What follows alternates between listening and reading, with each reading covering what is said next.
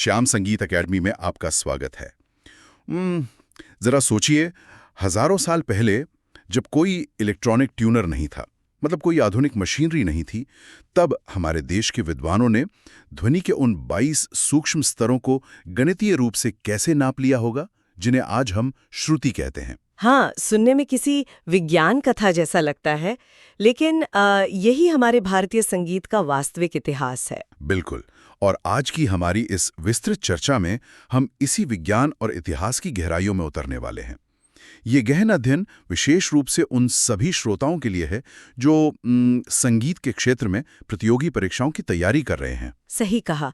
चाहे वो EMRS हो, KVS हो या फिर NVS, MPTET या DSSSB हो, ये चर्चा सभी के लिए बहुत काम की है। एकदम, क्योंकि ये चर्चा सामान्य अध्ययन और मुख्य विषय दोनों के लिए एक अचूक हथियार साबित होने वाली है। हाँ, मतलब अगर हम आज के समय में इन परीक्षाओं के ट्रेंड का विश्लेषण करें ना, तो हम पाते हैं कि प्रश्न पूछने का तरीका पूरी तरह से बदल चुका है। मतलब अब सिर्फ रटने से काम नहीं चलेगा, है ना? बिल्कुल नहीं।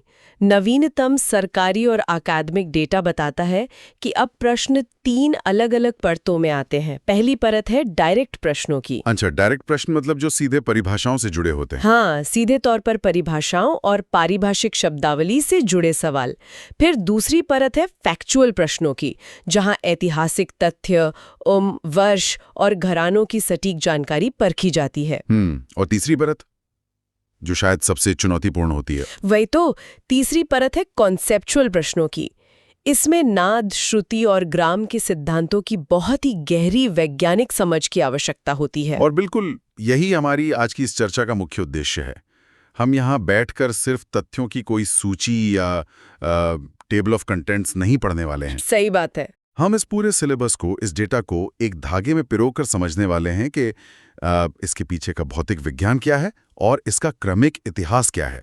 तो चलिए इसे समझते हैं। बिल्कुल, शुरू करते हैं। सबसे बुनियादी सवाल से इसे खोलना शुरू करते हैं। संगीत की शुरुआत कहाँ से होती है? जाहिर है ध्वनि से, लेकिन हर ध्वनि संगीत तो नहीं होती। हाँ, सड़क पर गाड़ियों का हॉर्न भी ध्वनि है और तानपुरे की झंकार भी ध्वनि है। यहीं पर नाद का सिद्धांत आता है। बिल्कुल, और इसे समझने के लिए हमें थोड़ा भौतिक विज्ञान के नजरिए से सोचना होगा। ध्वनि उत्पन्न कैसे होती है? कंपन से, है ना? मतलब वाइब्रेशन से। हाँ, जब ये कंपन बिल्कुल स्थिर और नियमित होते हैं, एक समान चक्र में चलते हैं, तो उस ध्वनि को स्वर या नाद कहा जाता है। इसे ही हम म्यूजिकल साउंड कहते हैं। और अगर कंपन अनियमित हो, उबड़-खाबड़ हो तो वो केवल एक शोर है, नाद नहीं। अब इस नाद की 2 मुख्य विशेषताएं हैं जो परीक्षा के दृष्टिकोण से बहुत अहम है। हाँ, और अक्सर सुनने वाले या परीक्षार्थी इनमें कंफ्यूज हो जाते हैं। पहली विशेषता है तारता, जिसे अंग्रेजी में पिच कहते हैं। एकदम सही। तारता पूरी तरह से वस्तु की आवृत्ति यानी फ्रीक्वेंसी पर निर्भर करती है। इसे अगर हम थोड़ा आसान और व्यवहारिक भाषा में समझें तो इसका मतलब ये हुआ कि किसी ध्वनि तरंग की आवृत्ति जितनी ज्यादा होगी, मतलब 1 सेकंड में जितने ज्यादा कंपन होंगे, वो स्वर उतना ही ऊंचा या तीखा सुनाई देगा। हाँ, और आवृत्ति कम होगी तो स्वर भारी या नीचा होगा। बिल्कुल। और दूसरी विशेषता जो और भी ज्यादा दिलचस्प है, वो है जाति या गुण, जिसे टिम्बर या क्वालिटी कहा जाता है। अच्छा, ये वो चीज है जिससे हम आवाजों में फर्क कर पाते हैं। हाँ, ये वो जादुई तत्व है जिसकी वजह से हम आंखें बंद करके भी पहचान लेते हैं कि जो आवाज आ रही है वो किसी इंसान के गले से आ रही है या किसी वीणा के तारों से। फिर भी हम दोनों को अलग अलग पहचान लेते हैं। तो ये होता कैसे है भौतिक विज्ञान के हिसाब से? यही तो विज्ञान है। ये निर्भर करता है उपस्वरों पर, जिन्हें ओवरटोन्स कहा जाता है। ओवरटोन्स मतलब मुख्य ध्वनि के साथ जो और ध्वनियां आती हैं। हाँ, ब्रह्मांड में कोई भी प्राकृतिक ध्वनि अकेली नहीं गूंजती, उसके साथ कई और सूक्ष्म ध्वनियां भी पैदा होती हैं। हर वाद्य यंत्र की अपनी बनावट, उसकी लकड़ी, उसके तार, ये सब मिलकर उसके ओवरटोन्स के मिश्रण को बदल देते हैं। बिल्कुल। और इसी ओवरटोन्स के विशिष्ट मिश्रण से उस वाद्य की एक अलग जाति या पहचान बनती है। ये तो वाकई अद्भुत है। अब अगर हम इस नाद की व्यवस्था को वैश्विक स्तर पर देखें तो भारत और पश्चिमी देशों ने ध्वनि के इस विज्ञान को बिल्कुल अलग-अलग तरीके से अपने संगीत में ढाला है। हाँ, और हमारे श्रोताओं के लिए ये तुलनात्मक अध्ययन बहुत काम का है। भारतीय शास्त्रीय संगीत लगभग 2000 वर्षों के इतिहास वाली एक बेहद प्राचीन और समृद्ध प्रणाली है। और इसका पूरा ढांचा मुख्य रूप से राग और ताल पर टिका हुआ है। सही कहा। और अगर हम पाश्चात्य संगीत की बात करें, जो मुख्य रूप से यूरोप और अमेरिका में विकसित हुआ, तो उसकी पूरी सोच ही अलग है। हाँ, पश्चिमी संगीत मुख्य रूप से नोटेशन, हार्मनी और कॉर्ड्स पर केंद्रित है। बिल्कुल। जहां भारतीय संगीत एक क्षैतिज मतलब हॉरिजॉन्टल रेखा में चलता है, यानी एक के बाद एक स्वर गूंथकर मेलोडी बनाना, वहीं पाश्चात्य संगीत ऊर्ध्वाधर या वर्टिकल चलता है, जहां कई स्वर एक साथ मिलकर एक कॉर्ड बनाते हैं। हाँ, और जहां हमारी लय प्रणाली ताल के आवर्तन या साइकिल पर चलती है, पश्चिमी संगीत एक सीधी रेखा में बीट और मेट्रोनोम पर चलता है। यहाँ एक बहुत बड़ा अंतर स्वरों के विभाजन को लेकर भी आता है। हमारे भारतीय विद्वानों ने एक सप्तक में 22 श्रुतियों का प्रयोग किया। यानी हमने दो स्वरों के बीच के सूक्ष्म से सूक्ष्म अंतर को भी संगीत का हिस्सा बनाया, जबकि पाश्चात्य संगीत ने एक सप्तक को केवल 12 सेमीटोन्स में बांटा। बिल्कुल। और इस सैद्धांतिक अंतर का सीधा असर उनके प्रदर्शन के तरीके पर पड़ता है। भारतीय संगीत में मुख्य रूप से एकल गायन या वादन होता है। हाँ, एक मुख्य कलाकार होता है जो अपनी कल्पना से राग का विस्तार करता है। इसके विपरीत पाश्चात्य संगीत में ऑर्केस्ट्रा प्रमुख होता है। क्योंकि उनका आधार हार्मनी है, इसलिए उन्हें बहुत सारे वाद्य यंत्र एक साथ बजाने होते हैं ताकि एक विशाल ध्वनि उत्पन्न हो सके। और इसे पन्नों पर उतारने का तरीका भी तो अलग है। पाश्चात्य संगीत में 5 लाइन स्टाफ का प्रयोग किया जाता है। हाँ, 5 क्षैतिज रेखाओं पर अलग अलग प्रतीकों के माध्यम से हार्मनी और कॉर्ड्स को लिखा जाता है। लेकिन इसका मतलब ये नहीं है कि भारत में संगीत को लिपिबद्ध करने की परंपरा नहीं है। भारत में पश्चिमी नोटेशन के समानांतर भातखंडे ताल लेखन पद्धति का बहुतायत में प्रयोग होता है। बिल्कुल सही। इस पद्धति ने हमारी जो गुरु शिष्य परंपरा का मौखिक ज्ञान था, उसे लिखित रूप में सहेजने का एक बहुत ही वैज्ञानिक और महान कार्य किया है। अब चलिए उस बिंदु पर आते हैं जिसने मुझे व्यक्तिगत रूप से हमेशा रोमांचित किया है, 22 श्रुतियां। हाँ, ये बहुत ही गहरा विषय है। अगर श्रुति ध्वनि का परमाणु है तो इन परमाणुओं की खोज कैसे हुई? श्रोताओं के मन में यह सवाल जरूर आता होगा कि प्राचीन काल में हमारे विद्वानों ने इन सूक्ष्म ध्वनियों को कैसे पहचाना और प्रमाणित किया। पर उससे पहले श्रुति और नाद में जो एक बहुत बारीक अंतर है, उसे स्पष्ट करना जरूरी है। ये परीक्षा के लिए एक बहुत ही महत्वपूर्ण और वैचारिक सवाल है। हाँ, तो श्रुति जी परिभाषा क्या हुई फिर? संगीत में उपयोग होने वाली वो सूक्ष्म ध्वनि जिसे कान स्पष्ट रूप से सुन सके और अलग अलग पहचान सके, उसे श्रुति कहते हैं। इसका एक सार्वभौमिक नियम है जिसे हमेशा याद रखना चाहिए। और वो नियम क्या है? प्रत्येक श्रुति एक नाद है, परंतु प्रत्येक नाद श्रुति नहीं है। मतलब ब्रह्मांड में तो अनंत नाद है, अनगिनत फ्रीक्वेंसीज हैं, लेकिन इंसानी कान केवल उन 22 सूक्ष्म ध्वनियों को ही स्पष्ट रूप से अलग अलग पहचान सकते हैं। बिल्कुल, और बस वही श्रुतियां हैं। और जैसे ही 22वीं श्रुति खत्म होती है, उसके तुरंत बाद दूसरा सप्तक यानी तार सप्तक प्रारंभ हो जाता है। और इन श्रुतियों को प्रमाणित करने के लिए भरत मुनि ने जो ऐतिहासिक प्रायोगिक कार्य किया था, जिसे सारणा चतुष्टयी कहा जाता है, वो प्राचीन भारतीय विज्ञान का एक मास्टरपीस है। मैं चाहूंगी कि हमारे श्रोता उस दृश्य की कल्पना करें।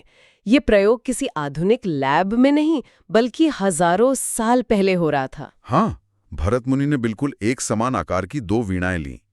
एक वीणा को उन्होंने अचल वीणा कहा, जिसके तार एक बार स्वर में मिलाकर स्थिर कर दिए गए, उन्हें फिर छुआ नहीं गया। और दूसरी थी चल वीणा, जिसके तारों के तनाव को घटाया या बढ़ाया जा सकता था। ये पूरी तरह से एक नियंत्रित वैज्ञानिक प्रयोग था।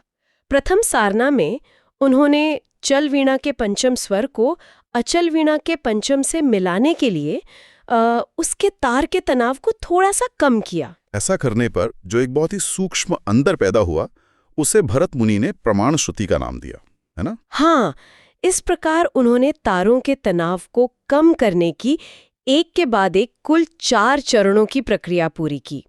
चूंकि ये 4 चरण थे, इसलिए इसे चतुष्टयी कहा गया। और इन 4 चरणों से उन्होंने गणितीय रूप से यह सिद्ध कर दिया कि सभी श्रुतियों का आपसी अंतराल बिल्कुल समान है। ये कोई अंदाजा नहीं था। बिल्कुल नहीं, ये शुद्ध गणित और भौतिकी थी। कमाल है। अब श्रुतियों से एक कदम और आगे बढ़ते हैं, ग्राम की ओर। अगर श्रुति ध्वनि का परमाणु है, तो क्या इन परमाणुओं को मिलाकर जो अणु या मॉलिक्यूल बनता है वही ग्राम है? ये एक बहुत अच्छी उपमा है। तकनीकी रूप से कहें तो स्वरों का वो समूह जो मूर्छनाओं का आश्रय हो, उसे ग्राम कहते हैं। प्राचीन काल में विद्वानों ने 3 प्रकार के ग्राम माने थे। पहला था षड्जग्राम, जो सा स्वर से प्रारंभ होता है। हाँ, और इसका क्रम सा, रे, गा, म, प, ध, नी चलता है। दूसरा था मध्यम ग्राम, जो स्वाभाविक रूप से मा स्वर से शुरू होता है और मा, पा, ध, नी, सा, रे, ग के क्रम में चलता है। और तीसरा ग्राम है गांधार ग्राम, जो नी से प्रारंभ होता है, लेकिन इसके साथ जो कहानी जुड़ी है वो इतिहास और रहस्य का एक बहुत ही अजीब मिश्रण है। हाँ, प्राचीन ग्रंथों के अनुसार गांधार ग्राम का प्रयोग गंधर्वों द्वारा स्वर्गलोक में किया जाता था।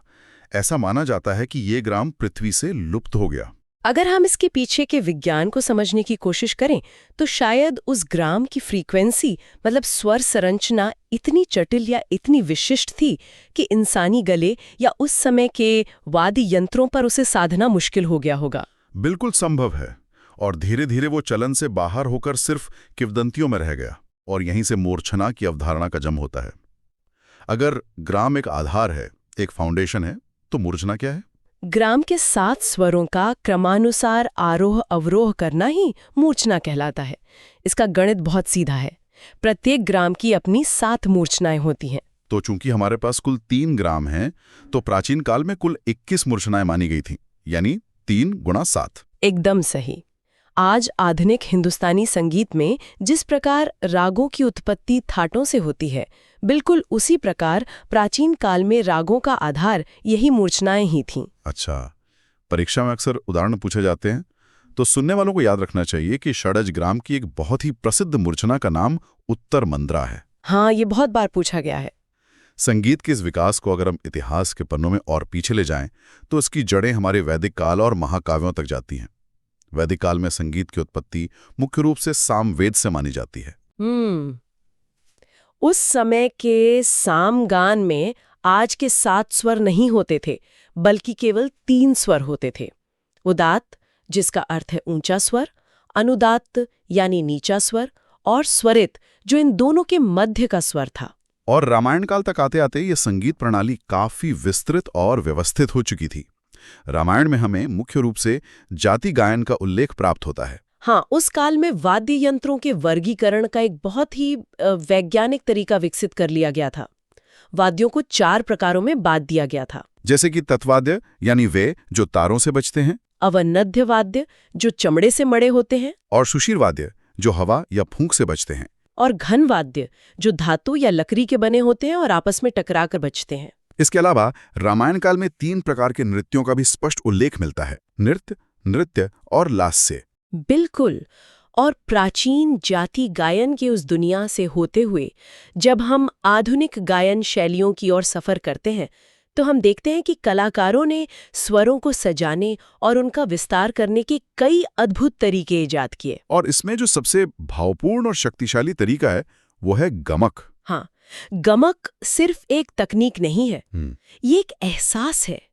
इसकी प्राचीन परिभाषा कहती है कि हृदय से जोर लगाकर, नाभि से श्वास उठाते हुए गंभीरतापूर्वक स्वरों का ऐसा कंपन पैदा करना जो श्रोताओं के चित्त को सुख प्रदान करे, वो गमक है। प्राचीन समय में इसे स्वरों के एक बहुत ही विशिष्ट कंपन के रूप में देखा जाता था, जो सीधे भावनाओं पर असर करता था। और हमारे ग्रंथों में इसके 15 प्राचीन प्रकारों की एक पूरी विस्तृत सूची मिलती है। मैं सुनने वालों के लिए उनमें से कुछ पढ़ देता हूं, क्योंकि ये अक्सर परीक्षाओं में पूछा जाता है। तिरिप, जिसे हिलोर भी कहते हैं, स्फुरित, कंपित, लीन, हाँ, और आंदोलित, वली, जो कि आज की आधुनिक मींड के बिल्कुल समान है। बिल्कुल। और त्रिभिन्न, कुरुला, आहत, उल्लासित, और प्लावित, गुम्फित, मुबरित, नामित और मिश्रित। ये 15 प्रकार दरअसल गले और श्वास के अलग अलग उपयोग के तरीके हैं। आज आधुनिक काल में जो हम खटका, मुर्की और मींड सुनते हैं, जी, वे कहीं ना कहीं इसी गमक की ही विकसित श्रेणियां हैं। एकदम सही। और परीक्षार्थियों को ये विशेष रूप से याद रखना चाहिए कि गमक का सर्वाधिक और सबसे प्रभावशाली प्रयोग ध्रुपद गायन शैली में होता है। अब अगर गायन की तकनीकों की बात हो ही रही है जी। तो तान का जिक्र करना तो बहुत जरूरी है। तान मुख्य रूप से एक गायक की तैयारी, उसकी रियाज को दर्शाती है। हाँ बिल्कुल। अगर मैं ऐसे एक उपमा दूं तो सपाट तान एक सीधी तेज हाईवे की तरह है। इसमें स्वर क्रमानुसार अत्यधिक तेजी के साथ यानी द्रुत लय में गाए जाते हैं। इसमें स्वरों की चाल में कोई घुमाव या वक्रता नहीं होती। ये एक सीध में फर्राटे से चलती है, जैसे म प ध नी सा रे ग म प ध नी सा। बिल्कुल सही उपमा है। चूंकि इसमें आरोह और अवरोह बिल्कुल सीधा होता है, इसलिए इसे शुद्ध तान भी कहा जाता है। ये तान गायक के श्वास नियंत्रण और उसकी वोकल कॉर्ड्स की फ्लेक्सिबिलिटी की सबसे बड़ी परीक्षा लेती है। लेकिन एक बात बताइए, सपाट तान तो समझ में आती है कि गायक एक लय में सीधा गा रहा है, लेकिन इसके विपरीत जो कूट तान होती है उसमें स्वरों को टेढ़ा मेढ़ा करने की जरूरत ही क्या है? अच्छा सवाल है। कूट तान उस हाईवे की तरह नहीं बल्कि एक भूल भुलैया की तरह होती है, जिसमें स्वरों का क्रम स्पष्ट नहीं होता। जैसे सा रे गा रे धा पा मा पा रे गा मा पा धा सा। तो क्या ये सिर्फ अपनी तकनीकी क्षमता का दिखावा है या इसका कोई मनोवैज्ञानिक असर भी होता है? ये बहुत ही गहरा सवाल है। कूट तान सिर्फ एक दिखावा नहीं है। जब आप एक सीधी सपाट तान सुनते हैं तो आपका दिमाग अनुमान लगा लेता है कि अगला स्वर क्या होगा। हाँ, वो प्रिडिक्टेबल हो जाती है। बिल्कुल। लेकिन कूट तान में आरोह और अवरोह का कोई सीधा या निश्चित क्रम नहीं होता। ये श्रोता के दिमाग को चौंकाती है, एक अनपेक्षित रास्ता लेती है। तो मतलब ये एक तरह का सरप्राइज एलिमेंट है। हाँ, इस टेढ़ी मेढ़ी चाल के कारण इसे परीक्षा की दृष्टि से वक्रतान के सबसे करीब माना जाता है। ये संगीत में एक तरह का सस्पेंस या रोमांच पैदा करती है। क्या बात है, ये दृष्टिकोण वाकई दिलचस्प है। अब अगर हम गीतों के प्रकारों पर नजर डालें तो सिलेबस में दो नाम बहुत प्रमुखता से आते हैं, चतुरंग और सरगम। चतुरंग, जैसा कि नाम से ही स्पष्ट है, इस गीत के 4 अंग होते हैं। पहला है साहित्य या बोल, जो उसका अर्थ तय करते हैं। दूसरा है तराना या तिल्लाना। हाँ, और तीसरा अंग है सरगम, और चौथा है मृदंग या तबले के बोल। जब ये चारों तत्व एक ही रचना में मिलते हैं तब एक संपूर्ण चतुरंग बनता है। और दूसरी तरफ है सरगम। इसमें विशिष्ट राग के सांकेतिक अक्षर जैसे सा रे गा मा इस प्रकार लयबद्ध तरीके से बंधे होते हैं कि उनका कुछ अर्थ निकले। इसमें कोई कविता या साहित्य नहीं होता, ये केवल स्वरों की एक खूबसूरत बंदिश होती है। अगर हम क्षेत्रीय संगीत शैलियों की तरफ जाएं तो भारत में कर्नाटक और बंगाल की गायन शैलियां बहुत ही समृद्ध और तकनीकी रूप से उन्नत है। बिल्कुल, कर्नाटक संगीत की अगर बात करें तो वहाँ की प्रमुख गायन शैलियां कृति और कीर्तन है। एक कृति के 3 प्रमुख भाग होते हैं जो हमारे हिंदुस्तानी संगीत से काफी मिलते जुलते हैं। हाँ, पहला भाग है पल्लवी, जो हिंदुस्तानी संगीत के स्थाई के समान है। दूसरा है अनुपल्लवी, जो अंतरा के समान है। और तीसरा भाग है चरणम, जो रचना के विस्तार का हिस्सा होता है। त्यागराज और मुथुस्वामी दीक्षितार कर्नाटक संगीत में कृति रचना के बहुत ही महान और प्रसिद्ध रचनाकार माने जाते हैं। और अगर हम पूरब की ओर चलें तो बंगाल की कीर्तन की परंपरा भी अद्भुत है। ये कीर्तन मुख्य रूप से प्रबंध और ध्रुपद शैली पर आधारित होता है। और सबसे खास बात यह है कि इसके साथ मुख्य रूप से खोल वाद्य बजाया जाता है। और यहीं से एक बहुत ही स्वाभाविक विषय प्रवेश होता है। खोल वाद्य के जिक्र से अब हम लय के संसार यानी ताल वाद्यों या अवनद्ध वाद्यों और उनके विशिष्ट घरानों की तरफ बढ़ते हैं। और लय की बहुत हो तो उत्तर भारतीय संगीत का राजा है तबला। इसकी उत्पत्ति की जो कहानी हमारे सामने आती है वो किसी सिनेमाई दृश्य से कम नहीं है। सैद्धांतिक रूप से तो भरत मुनि के नाट्यशास्त्र में वर्णित त्रिपुष्कर वाद्य को तबले का आदि रूप माना जाता है। हाँ, इस त्रिपुष्कर के 3 भाग होते थे, आंकिक, ऊर्ध्वक और आलिंग्य। लेकिन इसके आविष्कार के पीछे की जो प्रेरणा है ना, वो बेहद काव्यात्मक है। कथाओं के अनुसार स्वाति मुनि एक बार पुष्कर यानी तालाब के किनारे बैठे थे। अच्छा, और बारिश हो रही थी? हाँ, बारिश हो रही थी और कमल के पत्तों पर गिरती बारिश की बूंदों से जो अलग अलग ध्वनियां उत्पन्न हो रही थी, उसी से प्रेरित होकर उन्होंने त्रिपुष्कर वाद्य का निर्माण किया। वाह, फिर ये आधुनिक तबला कैसे बना? बाद में ऐतिहासिक रूप से 18वीं शताब्दी में सुधार खां, जिन्हें सिद्धार खां भी कहा जाता है, उन्होंने इस वाद्य का विकास करके इसे आधुनिक तबले का रूप दिया। और दिल्ली घराने की स्थापना का ऐतिहासिक श्रेय उन्हें ही दिया जाता है। बिल्कुल। लेकिन तबले के राज करने से पहले ध्रुपद के उस स्वर्ण काल में जो वाद्य राज करता था वो था पखावज। पखावज शब्द खुद में अपनी कहानी कहता है। पख यानी भुजा और आवज यानी वाद्य, मतलब दोनों भुजाओं से बजने वाला वाद्य। हाँ, ये प्राचीन द्विमुखी अवनद वाद्य मृदंग का ही परिष्कृत रूप है। प्राचीन काल में इसका प्रयोग मुख्य रूप से ध्रुपद धमार गायन शैली के साथ संगत के लिए ही किया जाता था। शुरुआत में मृदंग मिट्टी के खोल से बनाया जाता था, लेकिन मध्यकाल में आते आते एक बड़ा तकनीकी बदलाव हुआ। मिट्टी की जगह लकड़ी या काष्ठ के खोल का प्रयोग होने लगा और इसके साथ ही गट्टों का यानी ट्यूनिंग ब्लॉक्स का प्रयोग शुरू हुआ। जब आप चमड़े की बद्दियों के बीच गट्टे फंसाकर उन्हें कसते हैं तो चमड़े पर तनाव बढ़ता है, जिससे उसकी रेजोनेंस फ्रीक्वेंसी बदल जाती है और पखावज की ध्वनि कहीं अधिक गंभीर और गूंजदार हो जाती है। पखावज वादन के दो बहुत ही दमदार घरानों का उल्लेख हमारे सिलेबस में है। पहला है कुदू सिंह घराना, जिसे 1812 ईस्वी में महाराज कुदू सिंह द्वारा स्थापित किया गया था। इस घराने की जो सबसे बड़ी पहचान है वो है वीर रस की प्रधानता। यहाँ बहुत ही आक्रामक और गंभीर वादन होता है और इसमें 24-24 आवृत्ति की क्लिष्ट परनें बजाई जाती हैं, जैसे गज परन और अश्वपरण, जिन्हें सुनकर ही एक ऊर्जा का संचार होता है। और दूसरा घराना है नाना पानसे घराना, जिसकी स्थापना महाराष्ट्र में जन्मे नाना पानसे ने की थी।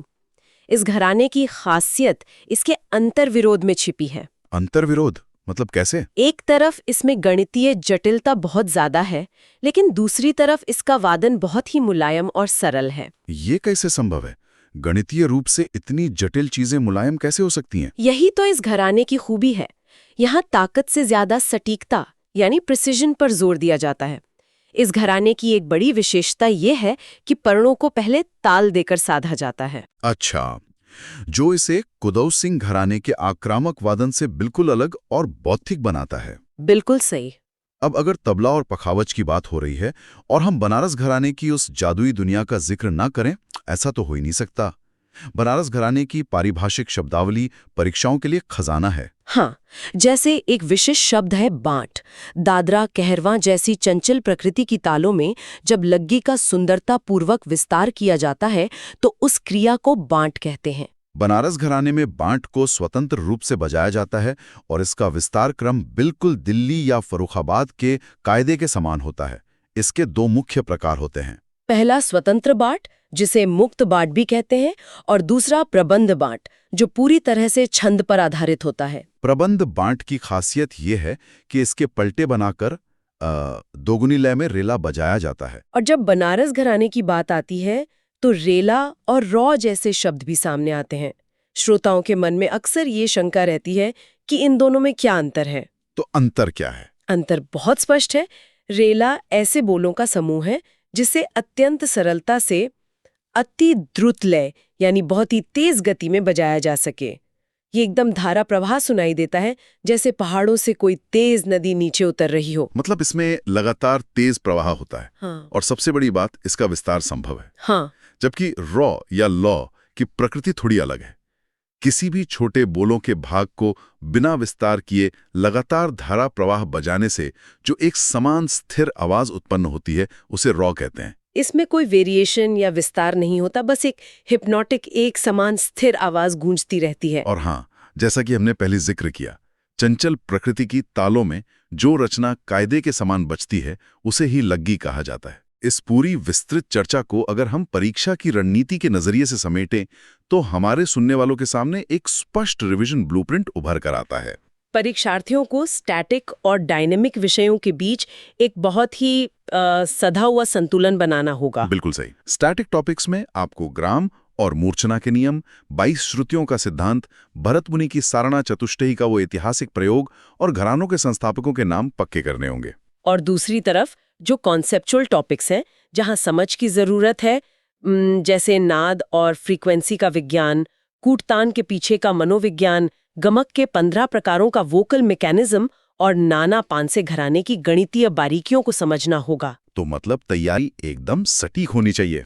इस पूरी चर्चा के अंत में मैं हमारे सुनने वालों के लिए एक विचारोत्तेजक सवाल छोड़कर जाना चाहती हूँ। बताइए। हमने देखा कि प्राचीन काल में गांधार ग्राम, जिसे गंधर्वों का ग्राम कहा जाता था, वो स्वर्गलोक चला गया और पृथ्वी से लुप्त हो गया।